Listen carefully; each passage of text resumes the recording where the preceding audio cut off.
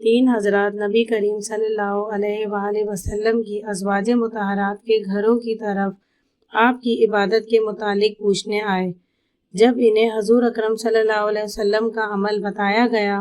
تو جیسے انہوں نے اسے کم سمجھا اور کہا کہ ہمارا حضرت صلی اللہ علیہ وسلم سے کیا مقابلہ،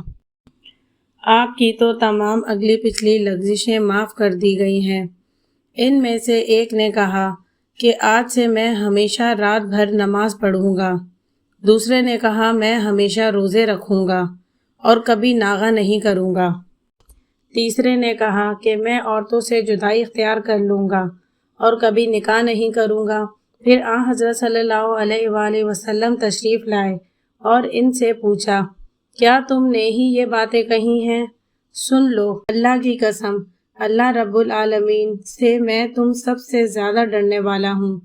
میں تم سب سے زیادہ پرہیزگار ہوں، لیکن میں اگر روزے رکھتا ہوں تو افطار بھی کرتا ہوں، نماز بھی پڑھتا ہوں رات میں اور سوتا بھی ہوں، اور میں عورتوں سے نکاح کرتا ہوں۔ میرے طریقے سے جس نے بے رغبتی کی وہ مجھ میں سے نہیں ہے۔